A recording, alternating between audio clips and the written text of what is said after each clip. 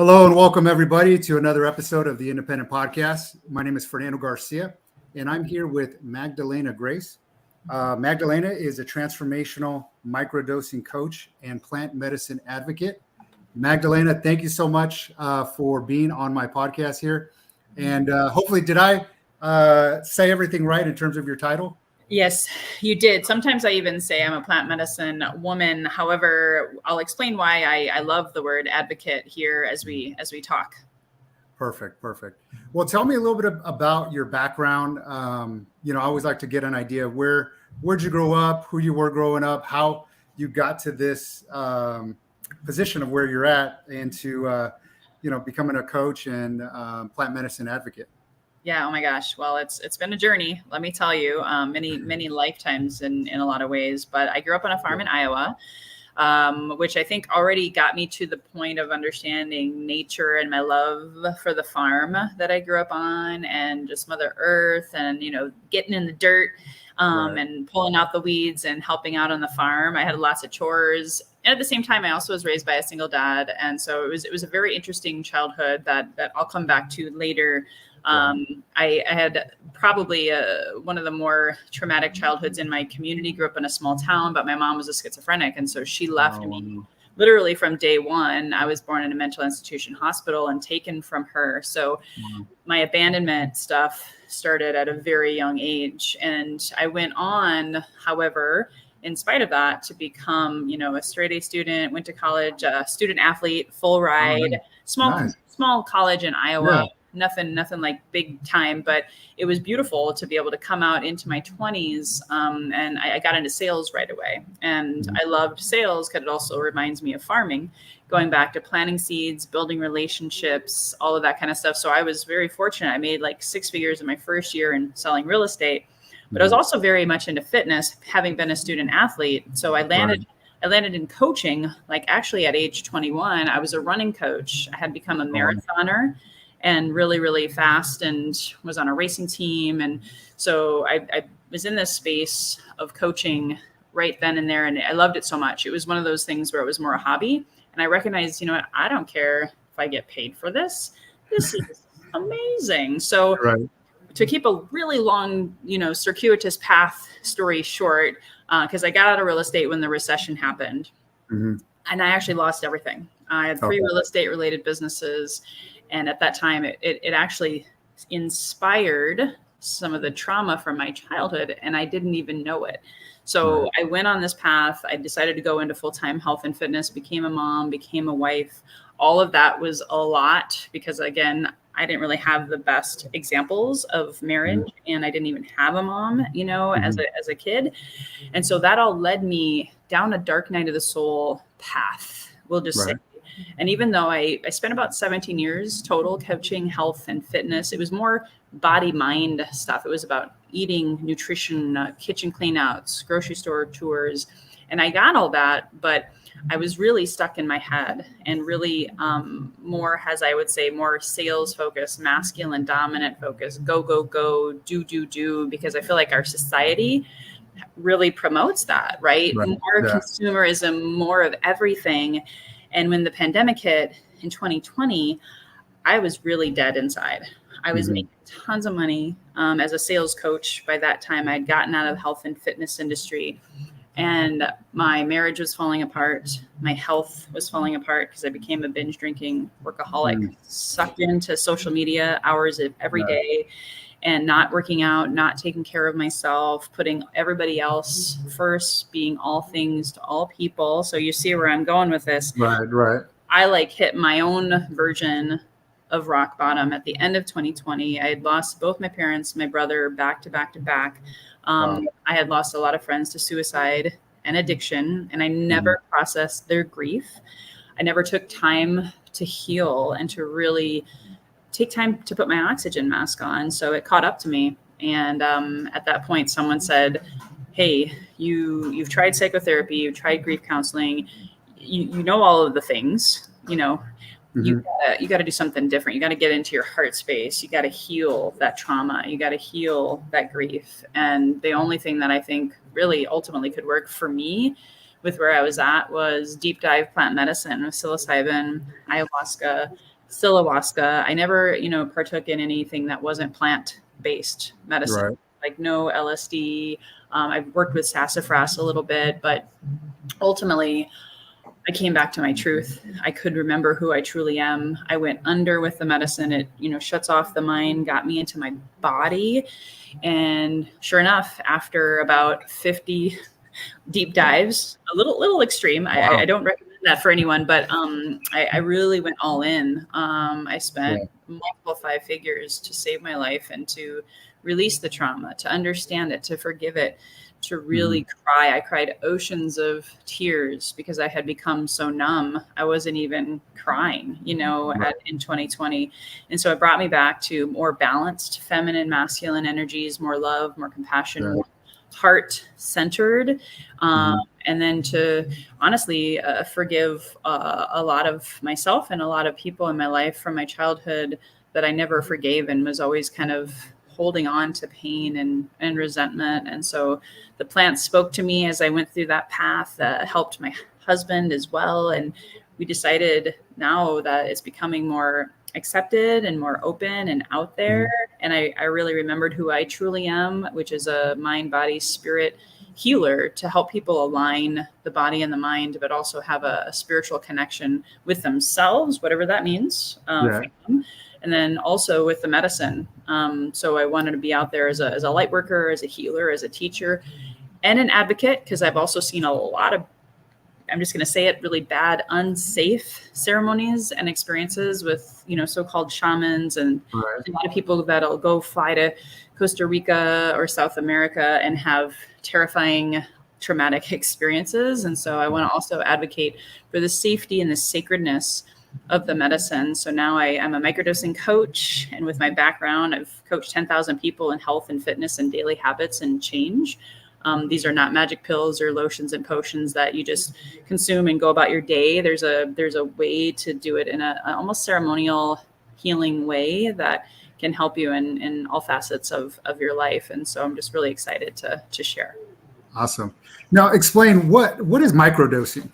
Well, how does that separate itself from other ways? Yeah. So thank you, because I understand a lot of people don't know what that is, but it's out there, right? There's a lot of research and all of that. So there's micro and there's macro. So micro is usually, and there may be different opinions on this, but my expertise and my training, my knowledge is 500 milligrams of a sacred plant medicine substance.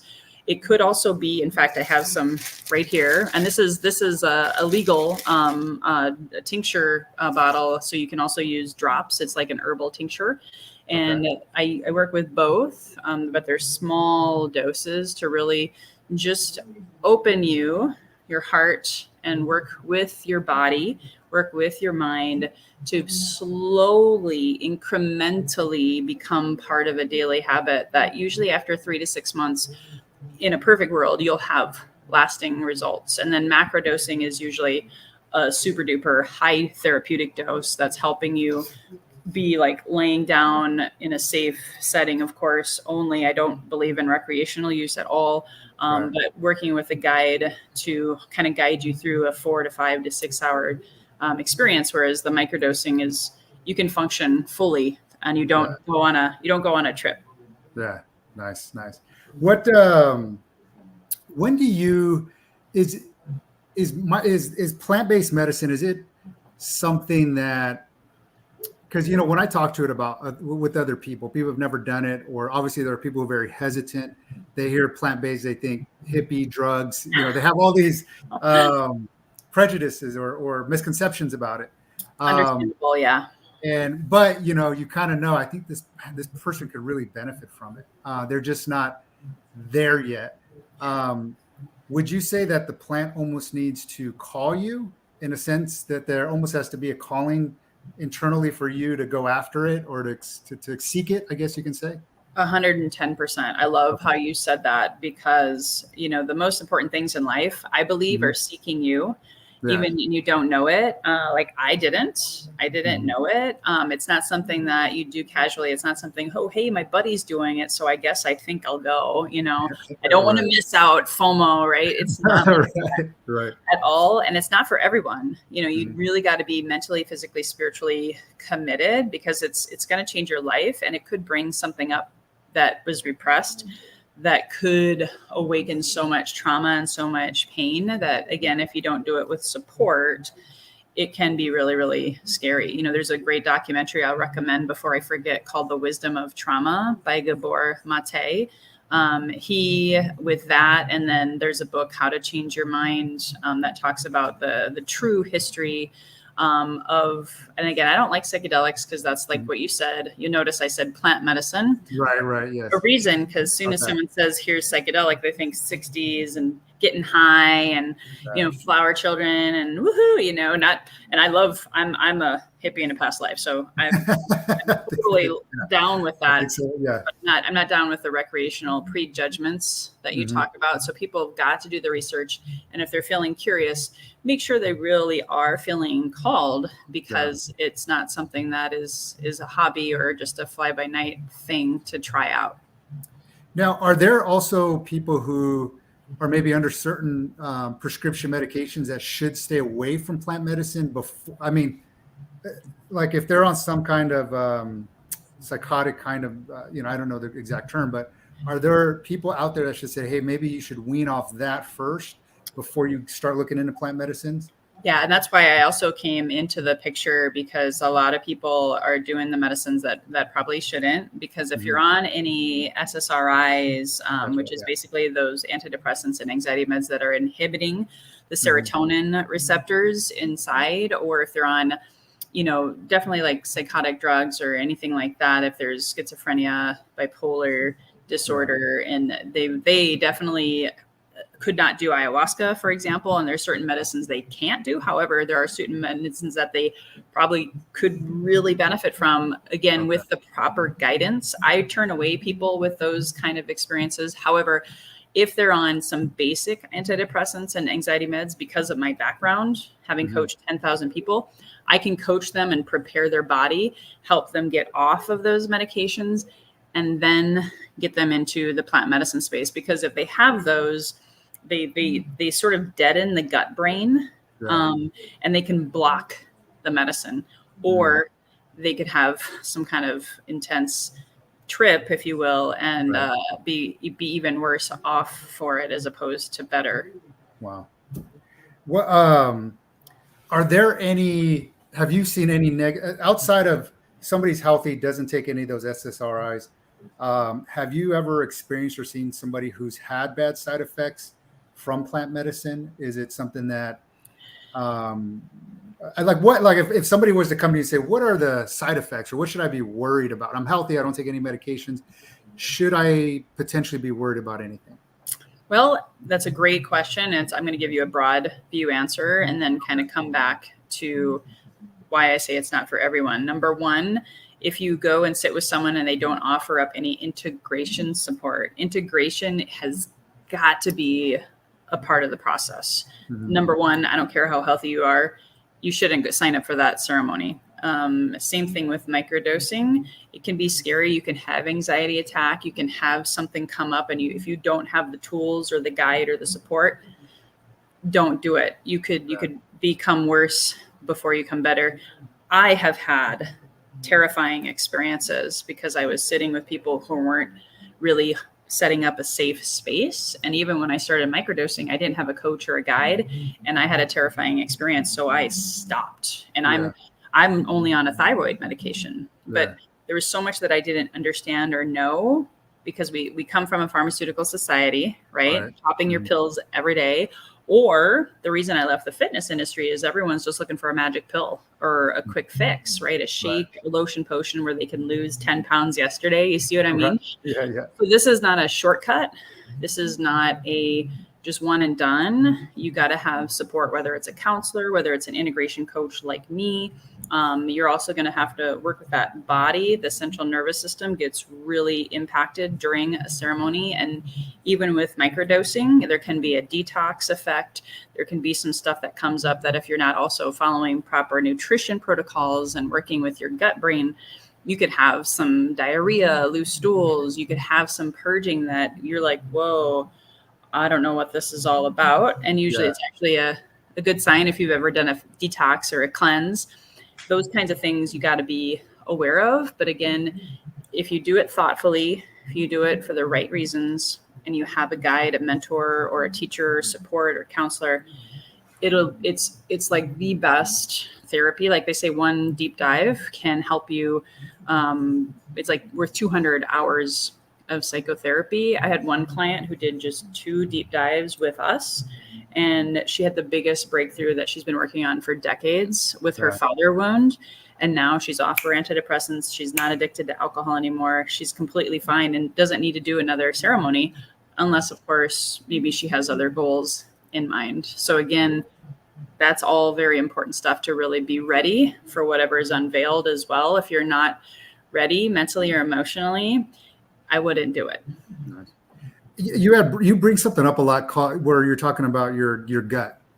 A lot of times we talk about like the head, the heart, but now we're starting to hear a lot about how important the gut plays. And you even used the term the gut brain. Can you delve into that? How important our gut is? It's paramount. I'll share this. This is part of my story. Going back to in utero, in my mother's womb, because of all the stress, the shock therapy, all of the stuff, I was born with digestive issues. Okay. Those digestive issues never got resolved. And there was a lot of, from a spiritual realm, there's a lot of shame and guilt that is housed in our gut brain, our stomach, our intestines. And if it's not healed, you could have digestive issues your whole life. You could be drinking Miralax and again, not getting to the root cause. The gut brain is also where 80% of our serotonin, our happy neurotransmitters, are used for this brain. So a lot of people with depression, and I was that person until I discovered, I had leaky gut syndrome. And this was not until I was 30, and this was with a naturopath. The naturopath said, well, this is why you're depressed. This is why you get off coffee, get off sugar. Let's heal the gut brain. And sure enough, I was so much better. I was like a new person once I healed that gut brain. And then the other kind of like thing that to be aware of is there's a lot of autoimmune diseases now in the world. All of them start with a bad gut. Yeah. The gut brain hasn't been healthy and nourished, and both from a physical and a spiritual standpoint, in my opinion now, you're always going to be either constipated. Sorry, I talk about poop, so I hope that's okay. It's okay. But you can be constipated, and then you can also have the other, which I was back and forth between loose stools and diarrhea and constipation. And that set me up for the autoimmune disease that I do actually still have now. And it's the main cause of depression, anxiety. And I believe a lot of people don't want to talk about it because it's kind of gross to talk about. But if you also don't have a healthy gut, the plant medicine, that's where it's going first. That's where it's wanting to help work through and heal you. A lot of people think, I just want to fix my brain. I must be, a bad person. I have depression, anxiety. I need to fix this. Something's wrong with me. But it starts in the gut. And then, of course, the heart brain is the biggest brain in our body. And they all work together simultaneously. So we do have 3 brains in our body: the gut, the heart, and the head. And as a society, we're way too focused on this. Last thing is your gut. Depending on who you talk to, they also say that's your intuition, right? Your gut instinct. You're the way you perceive the world. And so if you have a lot of shame, guilt that you're still carrying in there, and your digestion is off, you're going to have a hard time trusting others as well as trusting yourself. You won't trust the decisions that you make, and you could live in fear as a result. Yeah, that's I think I'm hoping that as society we're starting to realize that more and more how important our gut is, because the food we eat, which is so processed, and from such a young age we're eating it, by the time we're in our 40s, it's done a lot of damage that we don't even know of. Oh my gosh, you hit the nail on the head. I was 42 Right. when I was a binge drinking workaholic, hating myself and realizing my digestive issues were still playing a little role in my life from the spiritual sense, the shame and the guilt from in utero all the way through my childhood. Your brain is still forming until you're 30, by the way. So even if you have traumas in your 20s, a lot of veterans, right? A lot of people, a lot of times sexual assault, that's a big one we see with a lot of our clients. If you have all that trauma and you've never resolved it, a lot of it is blocking your gut brain. So it's really important when you go to plant medicine to know that it's going to help you work with that. And that's why those traumas can come back up, because the gut brain is communicating here finally and working here to say, hey, it's time for you to let that go. It's time for you to love yourself and forgive yourself and others, to heal. So we want you to have as good of access to the gut brain as possible, because some people can block the medicine and not have an experience. And usually it's because they've had too many medications or their diet is really, really bad. So we have people follow a nutritional protocol before and after to really ensure that they get the most out of the medicine for their body and their mind. Yeah. One thing I wanted to talk about too, what a lot of people worry about with plant medicines is the legal barriers of it. What are some of those legal barriers, if you don't mind talking a little bit about it? And I am admittedly putting myself out there, right? But there's I've been on so many podcasts, and so many plant medicine people are open, and even Gabor Mate himself. Now, granted, he's in Canada, but a lot of people are talking about it, and I think it's slowly making a comeback. Some states are decriminalizing it. So what does that mean? Decriminalization. And by the way, I have petitions. If you're here in San Diego and you want to come to my house and sign, we're working on that so that basically it lightens the load. It's not a focus of the police. It's not a focus of the quote unquote laws. But yeah, if you have most of these medicines, now, like I said, I have a legal one, so I can happily share that with people. But yeah, at any point in time, someone could get in trouble. But I have a mushroom shaman who's been shipping stuff for 20 years, and he's only gone to jail once. So I consider that a pretty big win, if you ask me. But at the end of the day, they're starting the legalization process in Oregon. They're legal in Colorado. There's a prediction that by 2025, psilocybin will be fully legal everywhere, which I have some really big concerns about. But at the end of the day, as long as you are with someone who's protecting the medicine and protecting you, I say that's a win-win. That's the most important thing. I see what's happened to cannabis, and unfortunately, I just don't want that to happen for the other medicines, because there's a lot of people who get addicted to cannabis and use it as an escape like alcohol. You could technically do that with these medicines as well. So I just really implore people to seek out someone who's using them safely, and also know that, yes, you are taking your chance with the law. However, I will say, I think the medicine protects us. So, perfect. Well, and so there's a lot of differences out there. You brought up psilocybin, you brought ayahuasca, DMT, mush. Are those all from the same family, or are those separate? And do you typically recommend, like, psilocybin is, for example, really good with this, ayahuasca is good with this? Is that kind of how it works? Can you explain that maybe a little bit? Yeah, and I only work with 3 medicines. So ayahuasca, and this one actually is microdosing. This is legal. This does not have DMT. This is the Cappy vine. So the DMT is what, at least in our country, is what makes ayahuasca illegal. But this is phenomenal. Changed my life with microdosing. So if someone doesn't want to go for a deep dive, I highly recommend they reach out to me and give that a whirl, especially since it's legal. But I don't recommend ayahuasca for just anyone. The actual full blown ayahuasca, that is definitely, you can't be on any medications, maybe blood pressure, but no mental health medications. Those are contraindicating, and you could have a terrible experience. So that's more for, I say, people who are really ready to heal deeply rooted traumas, addictions, who are really, really committed to having the deepest, darkest stuff revealed. But at the same time, you can't heal what you can't feel. You can't heal what you can't name. A lot of people are walking out numb in the world and on pharmaceuticals or alcohol addiction or whatever, because they're not feeling. They want to be numb. So if you're done being numb and you don't have very many medications that you're on, ayahuasca, again, depending upon the group, and I've sat with some not so great groups, so just aware that not all groups and not all medicines are created equal. So I'd love to be a resource for people, and I have some great referrals. Psilocybin, I say, is really ideal for maybe people who are on more medications, but who want to get off, who have maybe some deep grief, need for forgiveness, really ready to have the opportunity to fully let go and just to cry and to connect with their dead loved ones, connecting with their ancestors, connecting with their spiritual self within, and getting really beautiful messages and downloads.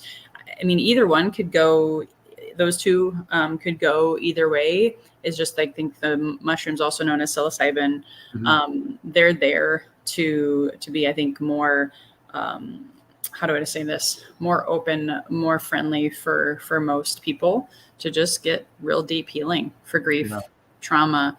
It can really work through anything and everything. And then there's also the opportunity, if they wanted to do ayahuasca, where you have a microdose of the aya and then a deep work with a heroic or macro dose of the psilocybin mushrooms.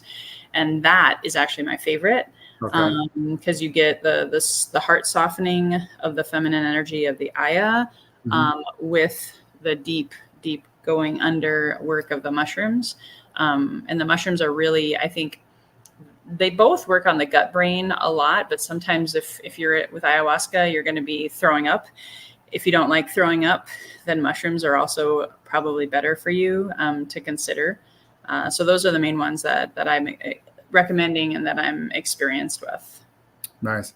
Have you heard of, there's like a plant or a tree in Africa, ibogaine. I've been hearing a lot about that one, having a lot of success with drug users. Have you? Especially addictions. Absolutely. I wish, like my husband's from Africa, we have zero experience with ibogaine. That's if I were to sit and experience and learn from a new medicine, that would be my number one. I honestly don't know very many people that offer it at this time, but I'm looking for one. So just putting that out there for anybody watching.